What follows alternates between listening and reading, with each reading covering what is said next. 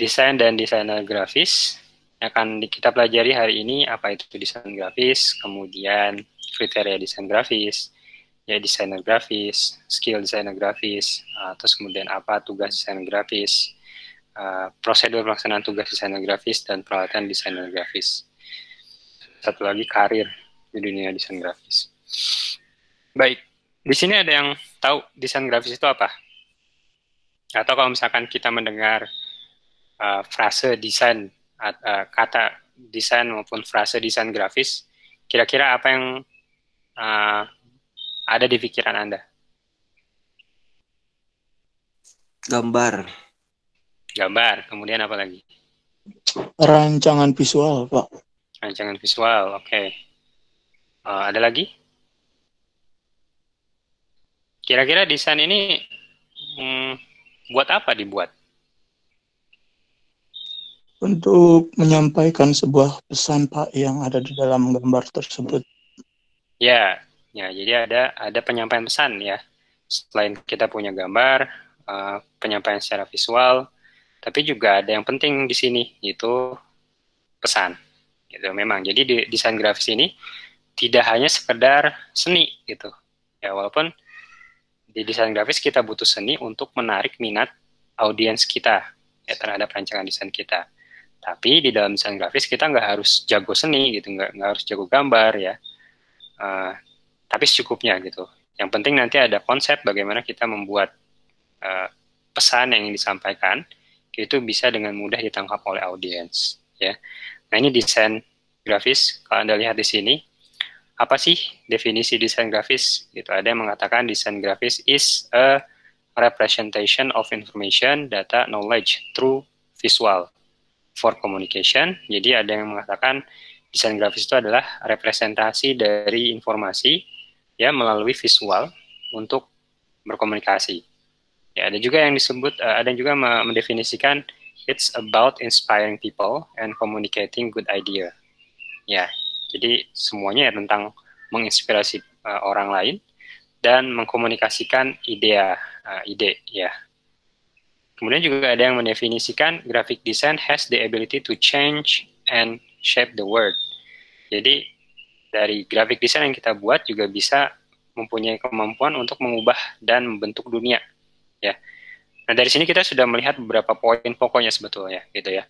Yang pertama ada informasi, data, knowledge. Jadi tadi ada pesan yang disampaikan. Melalui apa? Melalui representasi visual ya. Di dalamnya nanti Anda bisa menambahkan grafik tertentu ya.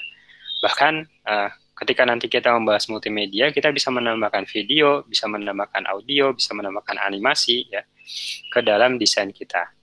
Untuk apa? Untuk mengkomunikasikan sesuatu gagasan, yaitu tadi informasi, data, knowledge. Itu ya. Nah, menurut Warren, tahun 1985, desain grafis merupakan suatu terjemahan dari ide dan tempat ke dalam visual, ke dalam beberapa jenis urutan yang struktural dan visual. Jadi, suatu proses penerjemahan ide ya ke media di sini tempatnya ya. Dalam urutan yang struktural dan visual. Jadi nggak cuman abstrak ya, nggak abstrak gitu untuk desain grafis itu. Desain grafis adalah seni, tapi seni bukan seni yang murni gitu, maksudnya bukan seni yang ya seenak kita gitu, tapi ada sesuatu yang disampaikan. Kemudian menurut Blanchard ya, Blanchard ini desain grafis adalah suatu seni komunikatif yang berhubungan dengan industri seni dan proses dalam menghasilkan gambaran visual pada skala permukaan. Jadi dikatakan juga di sini bahwa desain grafis adalah sebuah seni komunikatif ya yang berhubungan dengan industri. Memang karena kebanyakan kita kan ketika kita membuat desain grafis ya grafis desain, grafik desain gitu, kita coba mengkomunikasikan apa yang ada di industri gitu ya. Baik itu nantinya fungsinya untuk periklanan gitu ya, menyampaikan ini ada produk baru misalkan seperti itu ya. Dan kita menghasilkan gambaran visual pada segala permukaan. Nah, di sini desain grafis sebetulnya awalnya dikhususkan memang untuk media-media dua dimensi ya. Atau yang dulu itu ya belum digital gitu istilahnya. Baik itu nantinya poster, buku, ya brosur dan sebagainya. Nah, ini masuknya di desain grafis. Tapi nanti ada perkembangan selanjutnya, yaitu desain komunikasi visual. Jadi,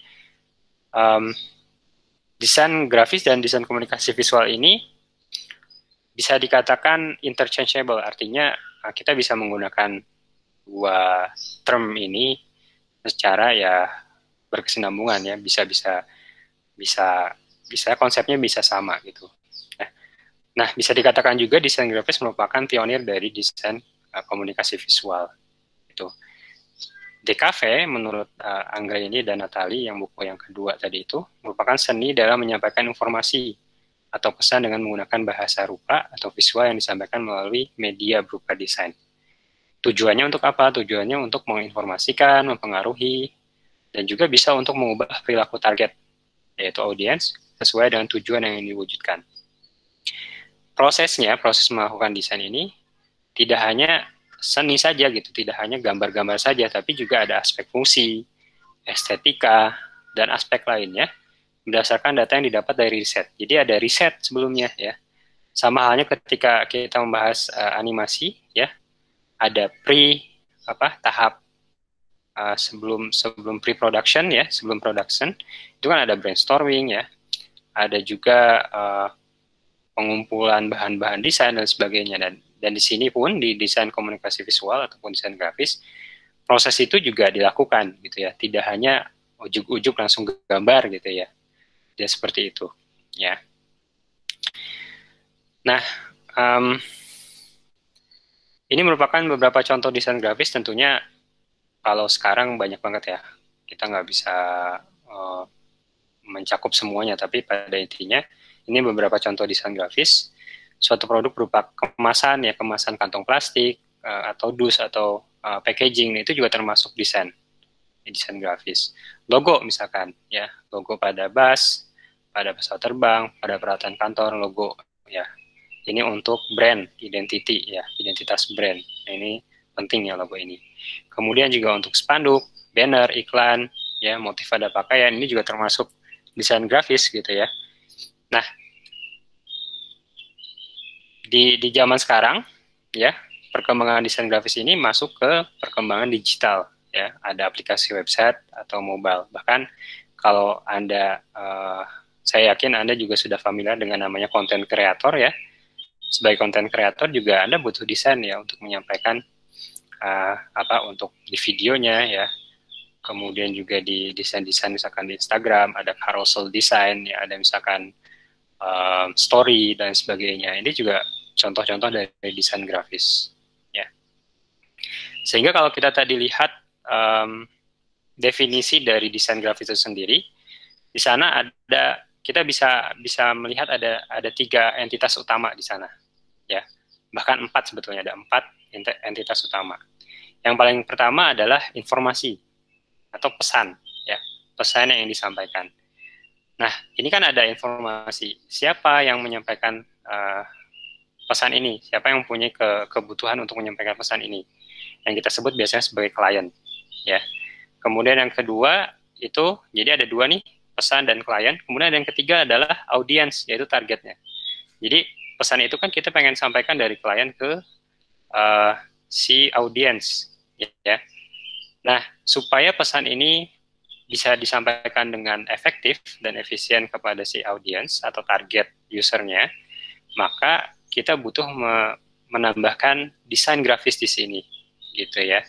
Maka di situ masuklah entitas keempat, yaitu desainer grafis. Nah, supaya desain atau pesan yang kita ingin sampaikan itu baik diterima oleh target audiens, maka pertama ada beberapa kriteria yang bisa kita acu ya. Desain itu harus menarik perhatian ya, bisa melalui penggunaan ilustrasi, gambar atau foto, sehingga audiens itu ya ketika melihat desain kita ya tertarik gitu ya. Kemudian yang kedua, menimbulkan minat pada sasaran melalui penggunaan susunan huruf-huruf cetak tertentu misalkan ya. Setelah misalkan melihat, mereka tertarik untuk paling tidak mengeksplor desainnya, kemudian mengeksplor produknya. Nah, itu ya. Kemudian menciptakan adanya kebutuhan pada audiens. Ini desain yang terus-terus dimunculkan itu akan memunculkan kebutuhan pada audiens. Contohnya kalau misalnya Anda misalkan nonton YouTube gitu, itu kan suka ada iklan ya, dan itu kalau misalkan desainnya bagus, kita bisa mantengin tuh iklan gitu di situ, dan bisa juga menciptakan pada akhirnya adanya kebutuhan pada audiens. Oh, kayaknya saya juga butuh nih produk ini gitu misalkan ya. Kemudian memberikan informasi atau keterangan bagi mereka yang ingin memiliki apa yang diperkenalkan. Jadi ketika kita sudah mempunyai minat untuk memiliki produk ini, nah ini pesan untuk advertising misalkan. Nah, kita bisa mendapatkan informasinya gitu dari desain yang disampaikan tadi itu. Itu tadi desain grafis ya. Jadi pada dasarnya tadi ya, kita mencoba menyampaikan sebuah pesan dari klien atau misalkan entitas orang yang memang butuh untuk disampaikan informasinya ke target. Nah, target ini kita sebut sebagai audience ya. Dan target ini bisa macam-macam, bisa misalkan targetnya dari anak kecil, remaja, ya dewasa gitu ya, orang tua, ya, seperti itu. Dan juga, nah ada masuk kita sebagai yang pelajari desain grafis ini nantinya akan juga sebagai desainer grafis. Nah, di sana kita masuk untuk membuat informasi tadi menjadi bentuk visual yang mudah dicerna oleh si target tadi ya, sehingga memenuhi kriteria ini gitu ya. Sekarang desainer grafis, kira-kira siapa desainer grafis ini? Kalau kita coba definisikan, ada yang coba diskusi?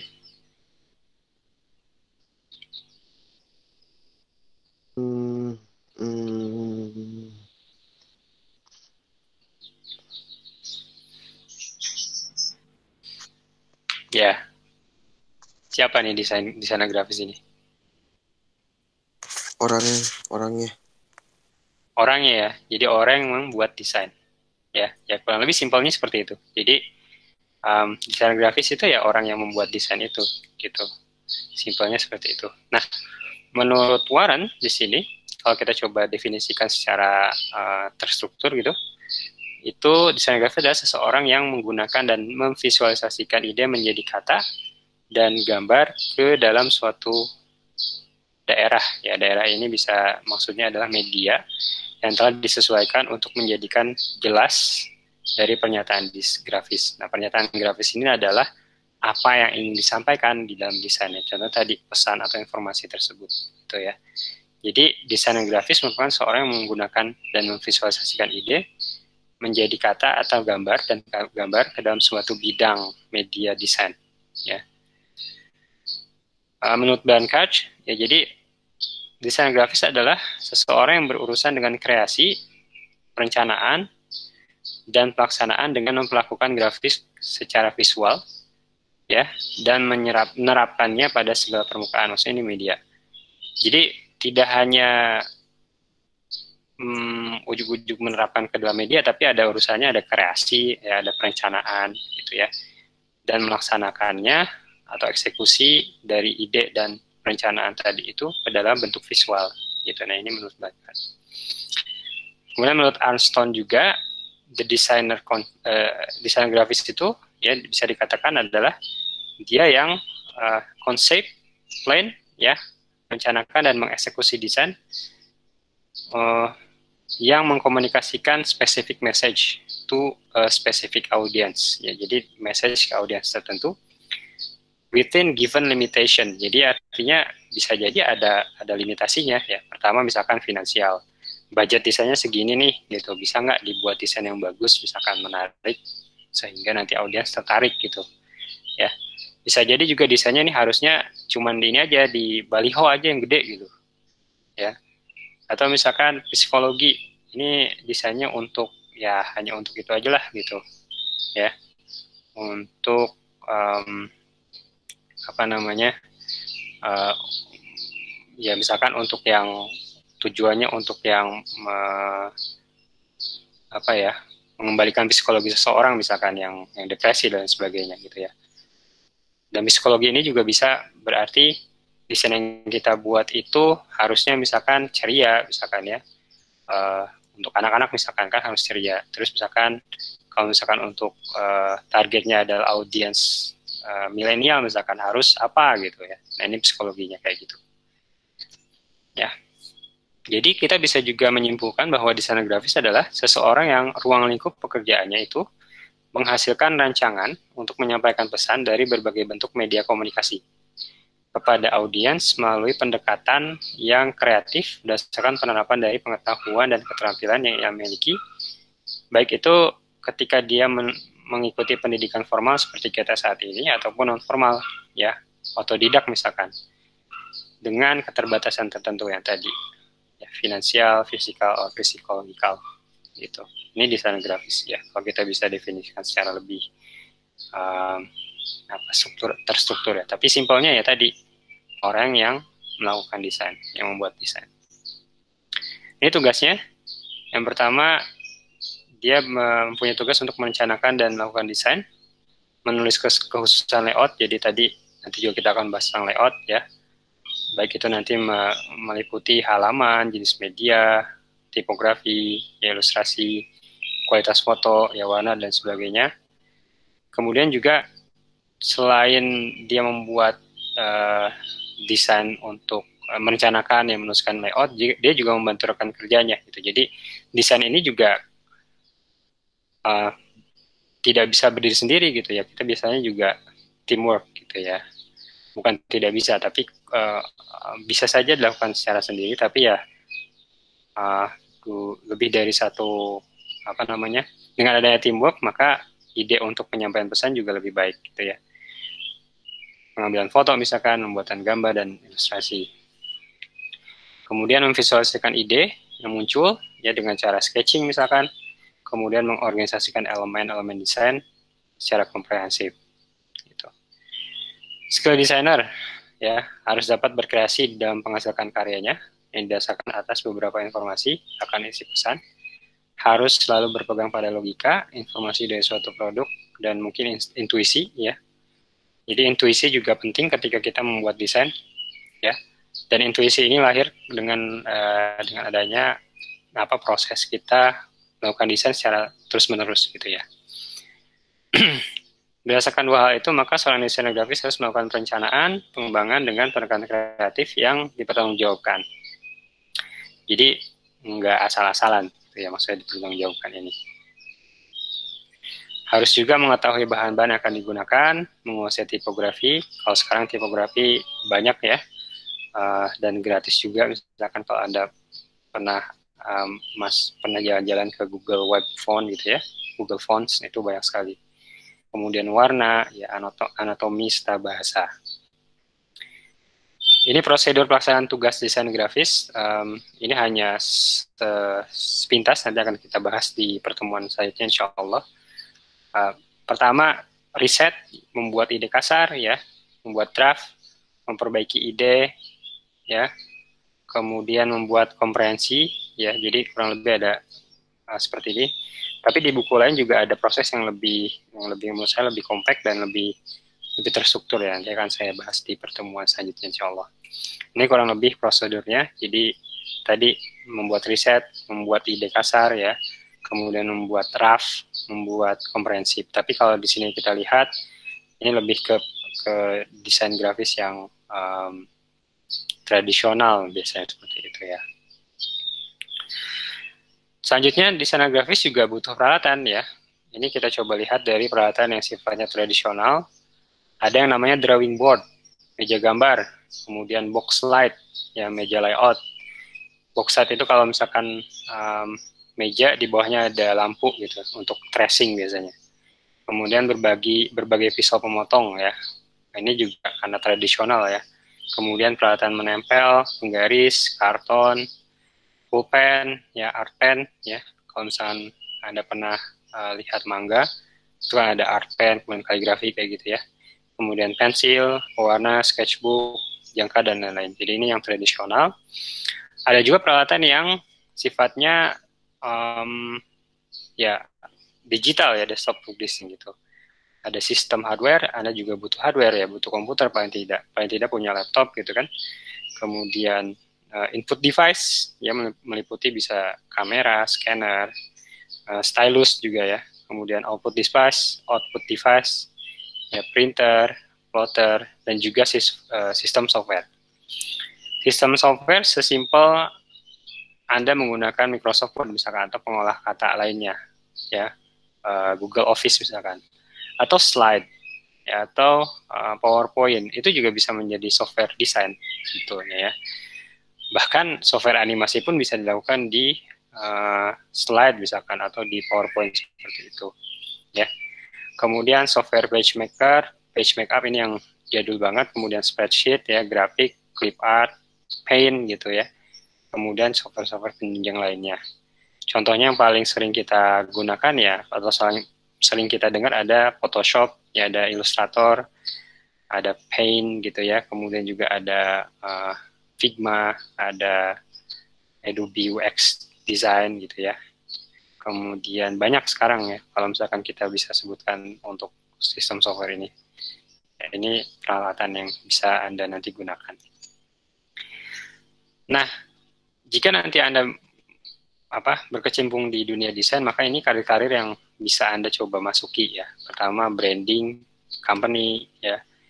Kemudian fotografi juga termasuk bagian dalam desain ya. Maksudnya ini juga penting menjadi elemen ketika kita membuat desain, sehingga fotografi juga bisa menjadi karir ya.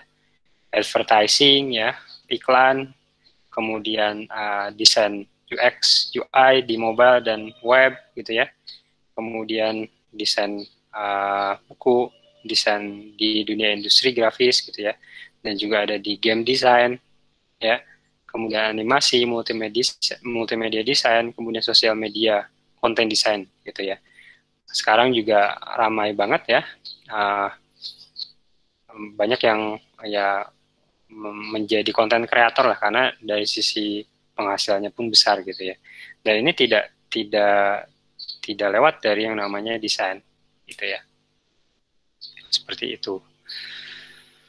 Oke, sampai sini ada pertanyaan yang ingin didiskusikan dan pertanyaan. Oke. Nah, ini referensinya. Referensi saya menggunakan buku Pak Ian almarhum, kemudian juga tadi desain komunikasi visual ya untuk di pertemuan pertama ini. Oke, yaitu untuk materi pertama di mata kuliah ini. Ya, jadi pada intinya desain grafis itu adalah sebuah proses penyampaian pesan ya melalui visual, melalui dalam bentuk visual ya, sehingga nantinya si audiens itu lebih tertarik ya. Tadi ada kriteria-kriteria yang bisa kita jadikan guidelines ketika kita membuat desain ya, seperti itu.